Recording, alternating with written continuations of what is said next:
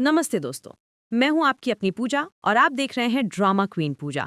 आज मैं आपके लिए एक ऐसी खबर लाई हूं जिसे सुनकर आपके पैरों तले जमीन खिसक जाएगी। जैसा कि आप सब जानते हैं, मैं फिल्म सिटी में काम करती हूं और सेट पर जो कानाफूसी होती है, जो स्क्रिप्ट के पन्नों के पीछे की सच्चाई होती है, वो सबसे पहले मुझ तक पहुंचती है। और आज उड़ने की आया सीरियल की कहानी का एक ऐसा गहरा दफन हुआ राज मैं आपके सामने खोलने जा रही हूं, जिसने 15 सालों तक देशमुख परिवार को एक ऐसे अंधेरे में रखा जिसकी किसी ने कल्पना भी नहीं की थी।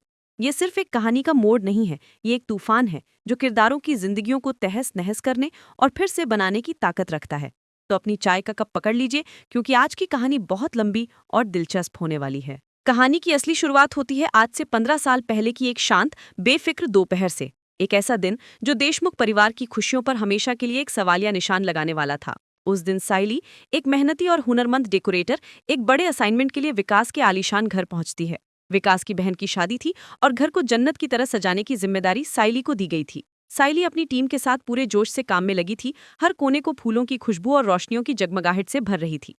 काम करते करते जब वो चीजों का जायजा लेने के लिए विकास के कमरे की तरफ बढ़ती है, तो उसकी नजर दीवार पर लगी एक बड़ी सी सुनहरी फ्रेम वाली तस्वीर पर पड़ती है। उस तस्वीर ने जैसे साइली के कदमों को वहीं जकड़ लिया, उसके पैरों में बेड़ियां डाल दी। फ्रेम में विकास अपने पूरे परिवार के साथ मुस्कुरा रहा था, एक खुशहाल परिवार की परफेक्ट तस्वीर। लेकिन उस तस्वीर के एक कोने में थोड़ा सा पीछे एक चेहरा ऐसा भी था जिसे देखकर साइली की दुनिया घूम गई, उसकी रूह कांप उठी। वो कोई और नहीं बल्कि सचिन था। हाँ, वही सचिन जिसे साइली सालों से पागलों की तरह ढूंढ रही थी, जिसकी एक झलक पाने के लिए उसकी आंखें तरस गई थी। साइली की सांसें जैसे गले में ही अटक गईं, उसके हाथ बुरी तरह कांपने लगे और फूलों से सजी खूबसूरत टोकरी उसके हाथ से छूटकर फर्श पर बिखर गई, ठीक वैसे ही जैसे उस एक पल में साइली के सारे सपने बिखर गए थे। वो बस उस तस्वीर को घूरती रही, उसकी आंखों में सवालों का एक सैलाब उमड़ आया था। तभी पीछे से विकास की आवाज आई। साइली की हालत देखकर वो घबरा गया था। वो तेजी से आगे बढ़ा और बोला, सायरी रुको, उस तस्वीर को मत छुओ। मगर तब तक बहुत देर हो चुकी थी। साइली ने कांपती हुई, भीगी हुई आवाज में पूछा, ये तो सचिन है, ये तुम्हारे घर में कैसे? साइली की आंखों से आंसू बह रहे थे और दिल में एक ऐसा तूफान उठा था जिसे संभालना नामुमकिन था। जिस इंसान को वो अपनी जिंदगी मानती थी, वो कभी विकास की दुनिया का एक अहम हिस्सा था। ये सोचकर ही उसका दिल बैठा जा रहा था। विकास ने एक गहरी सांस ली, उसके चेहरे पर पुरानी यादों की एक गहरी परछाई उतर आई थी। वो पास पड़ी कुर्सी पर बैठ गया और थकी हुई आवाज में बोला, ये मेरे बचपन का दोस्त है। ये सुनना था कि साइली के पैरों तले जमीन ही खिसक गई। विकास की आवाज में एक गहरा दर्द था, एक ऐसा बोझ जो वो सालों से अपने सीने में दबाए हुए था।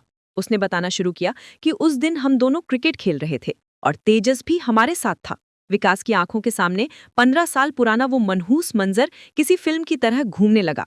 वो बताता है कि कैसे खेलते खेलते तेजस के हाथ से बैट छूटकर किसी को लग गया और उसे गंभीर चोट आ गई। वो एक छोटा सा खेल, एक पल की लापरवाही एक बड़ी मुसीबत में बदल गई। मामला इतना बढ़ गया कि पुलिस तक पहुंच गया। सब डर गए थे, खासकर तेजस। उसे लग रहा था कि अब उसका भविष्य, उसके सपने, सब कुछ खत्म हो जाएगा। तभी सचिन आगे आया। उसने अपने दोस्त, अपने भाई जैसे तेजस को बचाने के लिए एक ऐसा फैसला लिया जिसने अपनी पूरी जिंदगी को तबाह कर दिया। सचिन ने उस हादसे का पूरा इल्जाम अपने ऊपर ले लिया। जब पुलिस आई तो उसने सबके सामने खड़े होकर कहा कि ये गलती उससे हुई है। विकास बताता है कि मुझे आज भी वो पल याद है। मैंने सच्चाई बताने की बहुत कोशिश की, मगर सचिन ने मुझे चुप करा दिया। सचिन ने विकास का हाथ पकड़कर कहा था, तेजस मेरे भाई जैसा है, मैं उसकी जिंदगी बर्बाद होते नहीं देख सकता, मैं उसे जेल नहीं जाने दूंगा। और बस उस एक पल ने, उस एक झूठ ने सब कुछ खत्म कर दिया। सचिन को जेल हो गई और उसके बाद उसने विकास से भी सारे रिश्ते तोड़ दिए। विकास की आंखें नम हो गई। वो बोला, मैंने उसे बहुत ढूंढा, हर जगह तलाश किया, मगर वो कहीं गुम हो गया। ये सब सुनकर साइली पूरी तरह सदमे में थी। वो पत्थर की मूरत बन गई थी। उसके कानों में बस यही शब्द गूंज रहे थे कि सचिन ने तेजस के लिए कितनी बड़ी कुर्बानी दी थी। ये वो सच था जो इतने सालों से सबसे छुपा हुआ था। साइली की मन में एक साथ गुस्सा, डर और नफरत की एक अजीब सी लहर दौड़ गई। वो मन ही मन बुदबुदाई, इसलिए इसलिए सचिन हमेशा इतना चुप रहता था, हमेशा खुद को दोषी मानता था। और तेजस तेजस का नाम उसके गले में ही अटक गया, जैसे कोई जहरीला कांटा हो। इस सच्चाई का बोझ लिए साइली जब घर पहुंची तो उसकी हालत देखकर परेश घबरा गए। साइली ने रोते हुए सारी सच्चाई अपने बाबा को बता दी, एक एक शब्द, एक एक पल जो उसने विकास से सुना था। परेश ये सुनकर सन्न रह गए। उनके हाथ से चाय का कप छूटते छूटते बचा। क्या क्या कह रही है तू? वो कांपती हुई आवाज में बोले। उन्हें अपने कानों पर यकीन नहीं हो रहा था। साइली ने कहा, हाँ पापा, सचिन निर्दोष था।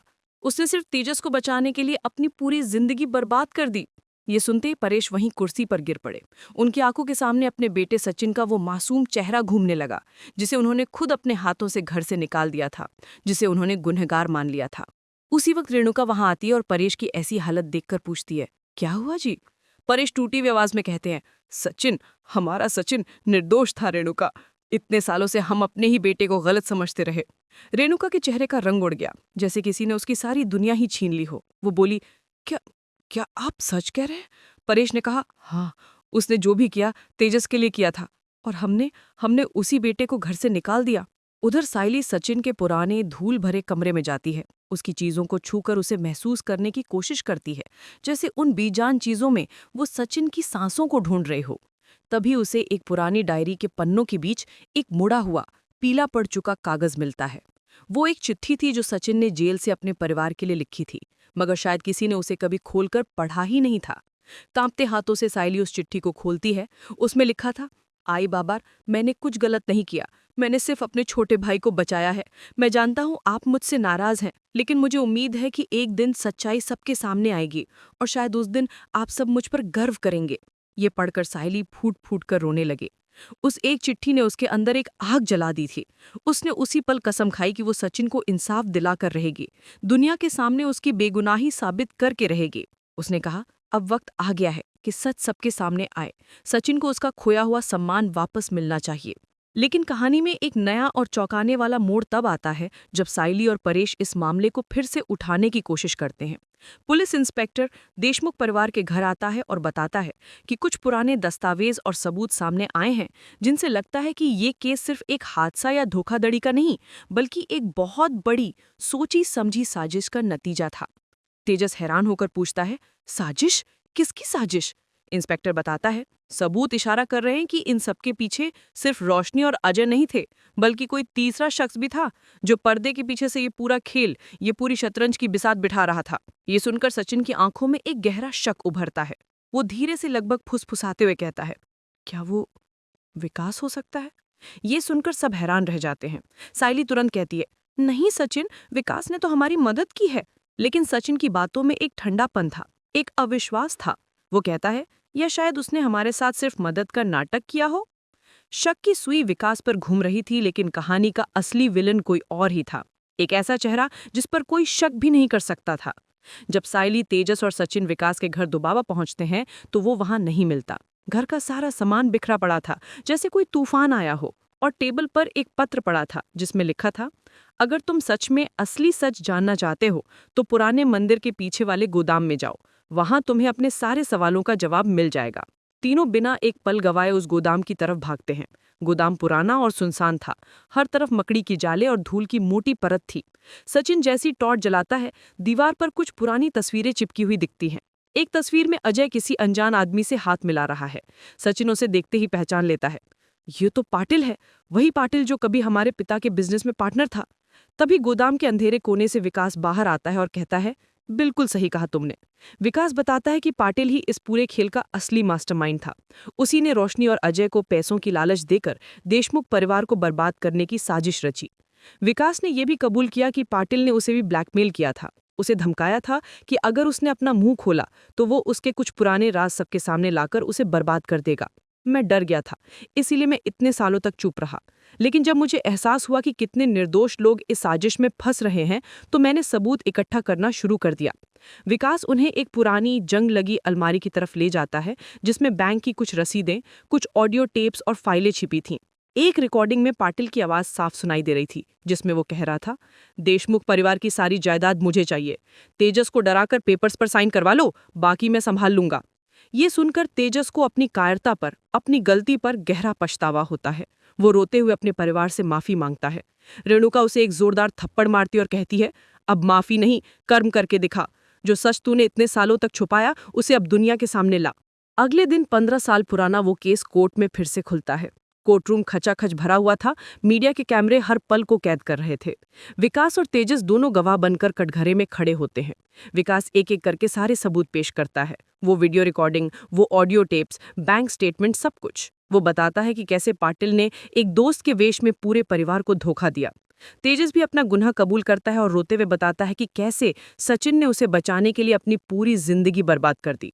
सारे सबूतों और गवाहों के बयानों के आधार पर जज अपना ऐतिहासिक फैसला सुनाते हैं। सारे सबूतों को मद्देनजर रखते हुए ये अदालत इस नतीजे पर पहुंची है कि श्री सचिन देशमुख इस मामले में पूरी तरह से निर्दोष थे। उन्हें मरणोपरांत सम्मानित किया जाएगा और इस पूरी साजिश के असली गुनहगार श्री पाटिल को तुरंत गिरफ्तार करने का आदेश दिया जाता है। ये फैसला सुनते ही पूरे कोर्टरूम में तालियां बज उठती हैं। रेणुका और परेश फूट फूट कर रो पड़ते हैं। रेणुका जमीन पर घुटनों के बल बैठ जाती है और कहती है, मेरे बेटे को आज न्याय मिल गया, अब मैं शांति से जी सकती हूँ। कोर्ट के फैसले के बाद देशमुख परिवार की जिंदगी में एक नई सुबह होती है।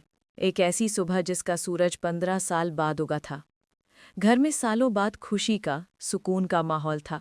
रेणुका ने अपने हाथों से पूरे घर में दिए जलाए, जैसे हर कोने से अंधेरे को मिटा रही हो। तेजस ने मंदिर की सफाई की और अपने भाई की तस्वीर के सामने घंटों बैठकर माफी मांगी। कुछ दिनों बाद एक प्रेस कॉन्फ्रेंस में साइली एक बड़ा ऐलान करती है। वो कहती है कि आज यहाँ खड़े होकर मैं ये कहना चाहती हूँ कि अब वक्त आ गया है कि हम सचिन की यादों में कुछ ऐसा करें कि समाज भी ये सबक सीखे कि एक झूठ कितनी जिंदगियों को तबाह कर सकता है। वो सचिन देशमुख फाउंडेशन की शुरुआत की घोषणा करती है, एक ऐसी संस्था जो उन निर्दोष लोगों के लिए लड़ेगी जिन्हें बिना किसी गलती के गुनहगार ठहरा दिया गया है।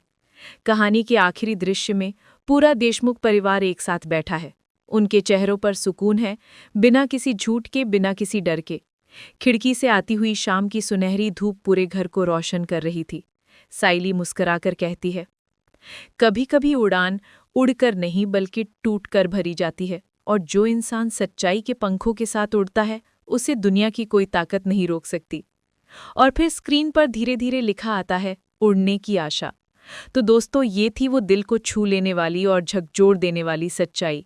इस कहानी ने हमें सिखाया कि सच की हमेशा जीत होती है, भले ही उसमें कितना भी वक्त क्यों ना लग जाए। आपको ये सबसे बड़ा खुलासा कैसा लगा, मुझे नीचे कमेंट सेक्शन में लिखकर ज़रूर बताइएगा। और हाँ, अगर आप चाहते हैं कि मैं आपके लिए टीवी सीरियल्स की दुनिया से ऐसी ही एक्सक्लूसिव अंदर की खबरें लाती रहूं, तो ड्रामा क्वीन पूजा चैनल को सब्सक्राइब करना बिल्कुल मत भूलिएगा, और वो जो घंटी है ना, उसे भी ज़ोर से बजा देना। मैं हूँ आपकी पूजा, मिलती हूँ आपसे बहुत जल्द अगले धमाकेदार वीडियो में। तब तक के लिए अलविदा।